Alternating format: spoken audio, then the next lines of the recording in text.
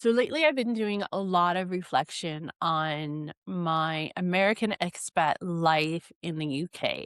And I've kind of come to a really weird conclusion that I've felt completely compelled to share with you guys. America built malls while the UK built communities. I know it sounds strange, just stay with me. Okay, growing up in the United States, we were told that the mall was progress, bigger, brighter, everything in one place. And I believed that for 40 something years. And then I moved to the UK and walked onto a high street for the first time. Excuse me, the high street for the first time. And I thought, maybe I chose wrong. I mean, that's what people back home keep telling me. I definitely should have never left. America's the greatest country on earth.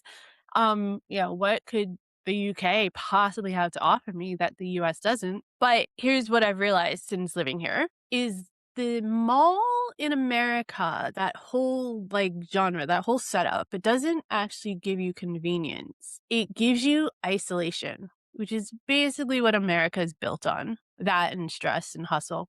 They call it convenience because it's a much better marketing strategy, isn't it? But once you've experienced convenience in a completely different way, then you start to realize what those institutions really were built for.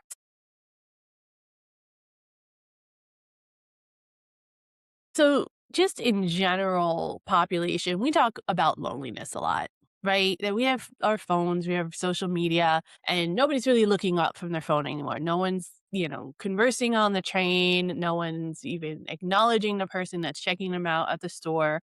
And yeah, all of that is real. But I don't think we're actually asking the right question. I think we need to ask, like, where are these people supposed to be connecting in the first place? Because loneliness doesn't just descend out of thin air. I don't think it just happens. I think we built it. We built it into society, into our systems. With parking lots, with drive-throughs, with malls. All of this is extremely true in America. It's an idea that came across after moving abroad. This idea that they call in the UK, and I think they do in Europe and other places as well, the third place, not your home where you connect with your family and not your work, which is basically forced socialization anyway, but just somewhere you can be, somewhere else where you can be around different people. Things like a pub, a cafe, the high street, a barbershop, the market. Somewhere you can show up alone, but not actually feel alone. And at some point, America just stopped building those and built these big shopping malls instead.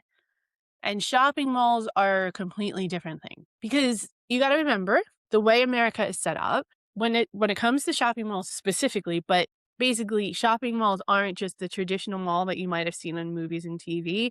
They're also like what they call strip malls where it's like 5 or 6 stores in a row, or there's a grocery store and a bunch of other complexes. Think about like where the small community centers you have out just outside of town that are like big box stores only. Those everywhere. At least in New Jersey where I grew up. You gotta drive there. You have to park there. Then you go inside. And the moment you walk through those doors, you're a consumer. You're not a neighbor, you're not a community member, you're a customer. And because of that, everything has a transaction attached to it, including the bench that you sit on. Whereas on the high street in the UK, you're you're just there. You don't even have to go into a shop, but you're around other members of the community and you're part of the neighborhood. That distinction does a lot more work than I think we realize.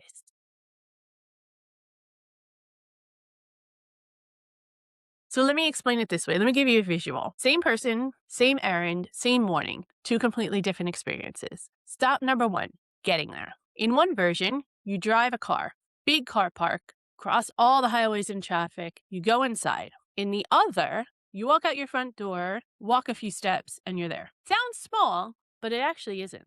Because that drive, it's not just transport, it's interruption. It cuts the day into before the mall and after the mall. It turns into a mundane errand. It turns every mundane errand into an event. And a destination that you have to choose. And you're always inundated with, oh, let's just stop and get a coffee as well, or let's grab something to eat. Oh, let's go see what this store's got because they're having a sale. And before you know it, your car is completely filled and you have buyer's remorse on your way home. Shopping here in the UK, it just kind of happens on the way to somewhere else as part of your day. And it's an event, yes, but an event that includes a walk, includes being a part of nature, being a part of the community, includes observing history. We just opt out of that in the US. And here, you don't really have a choice to opt out of it.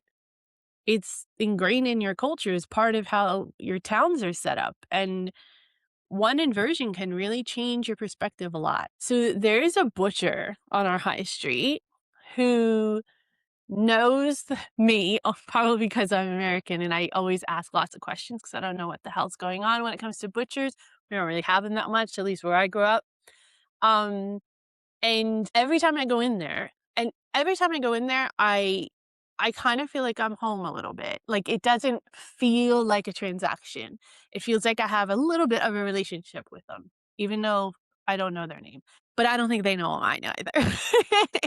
You don't have that in the mall. Like, it's not that people are unkind, but when you go to a mall in the United States, everything is designed to move you through, to get you to buy something, to get you to leave with as much as possible. That's why the customer service is like in your face as soon as you walk in the store. They're following you around or at least observing you while you're shopping to see if you need help. They're always asking you if you need anything else or who helps you on the floor when you're checking out. And there's always a coupon or some kind of upcoming sale that they throw into the bag as well to make sure that you come back. And then when you go outside the store, it's the same thing again and again and again. People aren't unkind in any way. It's just that they want turnover. They want it to be a quick, efficient process and then bring in the next customer and let's go. That's all. I think that we spent so long in America confusing efficiency with quality of life that we actually believe they're the same thing when they're not. And we forget that quality of life can actually feel really comfortable and good and not stressful and not overpowering or not coming with all of these other pressures.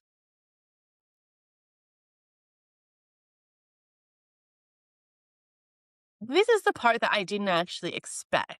The streets in the high street were not actually designed for shopping, not originally anyway.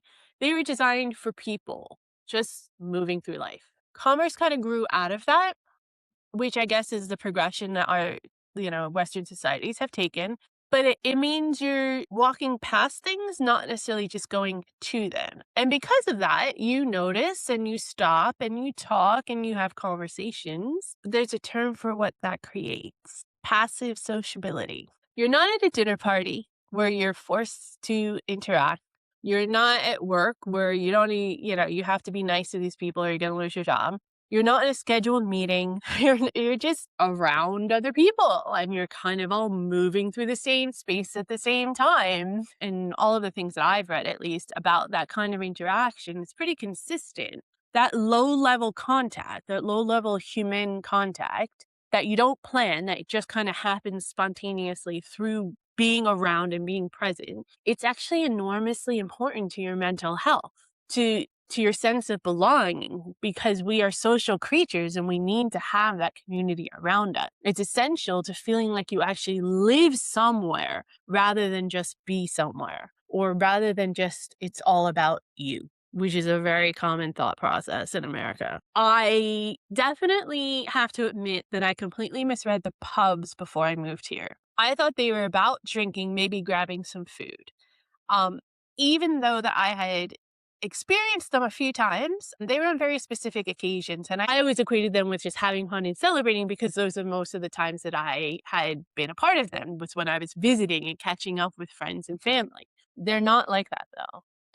Yes, they're there for that, but they're also about proximity. The drinking is just kind of a byproduct, just something that you do while you're there. And very rarely are you there to get drunk. I mean, I'm sure some people are, but most of the time they're not. They're just a place for you to connect, a place for you to commune.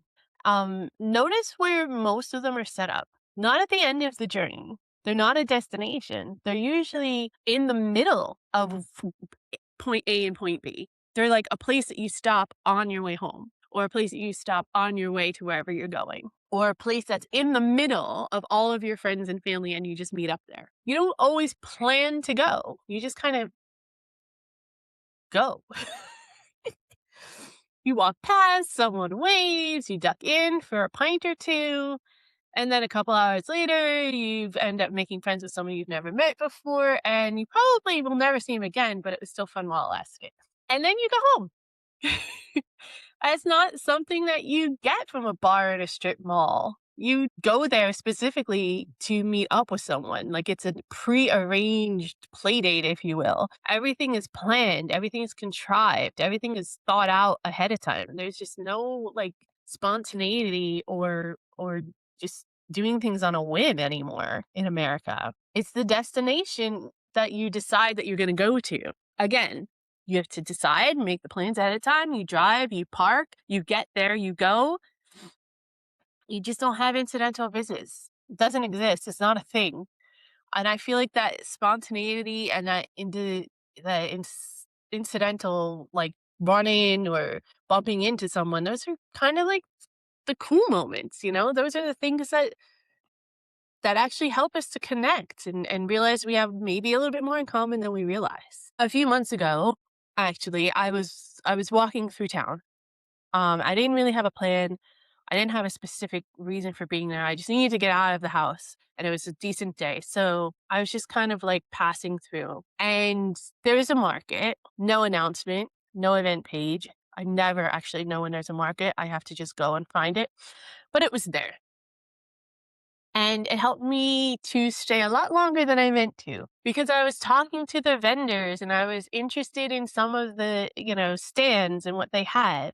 I obviously bought something I didn't need to because I couldn't do this. But after 20 minutes, I felt like I was actually somewhere and doing something and not just like taking a walk through town just to get out of the house. I wasn't just passing through. I was actually participating in the community. And that feeling was a really different feeling. I definitely didn't feel exhausted like I did many times when I was like running errands or killing time in the United States. I just felt connected.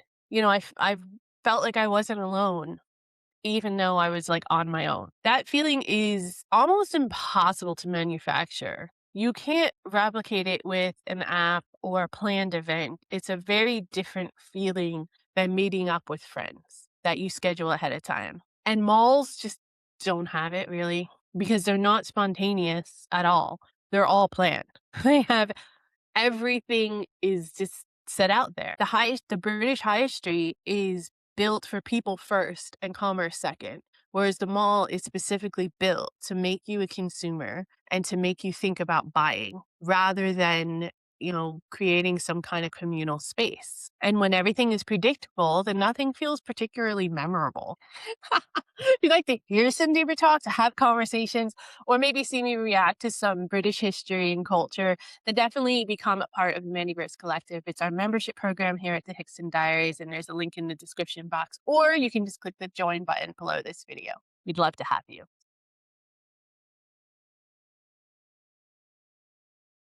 Now, here's the part that I actually realized. The design of malls in the United States is actually intentional. Sit with that for a sec, especially if you're American or have experienced it in any way. It's not accidental. Victor Gruen, the man who designed the first modern American shopping mall, he actually wanted to build community spaces. That was his initial intent. He wanted to build like civic plazas, gathering places where some people could just be.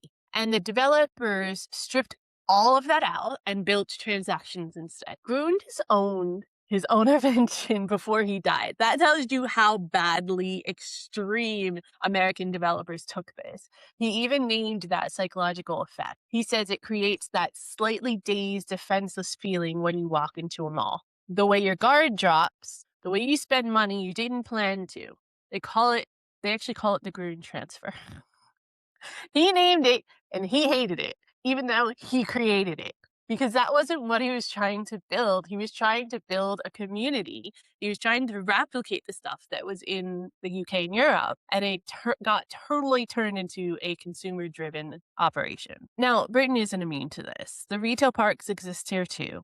Definitely not to the extreme, but they do. As I mentioned earlier in the video, those big shopping centers, big box stores, they exist. And they have definitely done severe damage to the high streets. But, and this is the key thing, in my opinion, I don't see Britain ever fully letting go because the high street has survived to the 21st century, battered and changed, but still there and still representing the history of every single person that has walked on those cobblestones and every single person that has stepped foot in any of those buildings. That is the kind of British stubbornness that doesn't go away easily.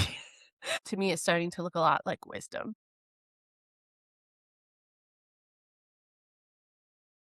I chose wrong. That's the assumption, isn't it? An American woman moves to England, takes the smaller house, uproots her entire family, ruins her entire life, deals with the rain, deals with bad coffee, and having drink tea all day long. Obviously, I chose wrong, but from my perspective, choosing wrong doesn't just mean choosing the wrong metric. For 40 something years, I measured life with the wrong ruler. Square footage, efficiency, output, convenience, what I could get done in a day. But for what exactly? If the goal was speed, the mall wins every time.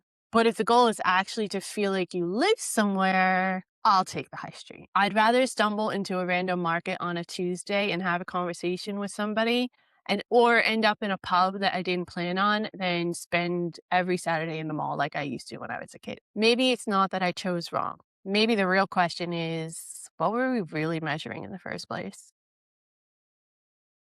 I'm still figuring out what it means. I mean, I had to leave America to fully understand it, and I don't even probably fully understand it. I'm sure I'm going to come up with some more things as we go along through this journey. And I had felt a little bit of guilt bashing American malls because it is something that's very uniquely American. And like I mentioned, I grew up going to them a lot when I was a kid and even in my teenage years and young adulthood. I have gratitude. I don't have negative memories necessarily from going to those malls. A lot of people had their first, including myself, had their first job in places like that.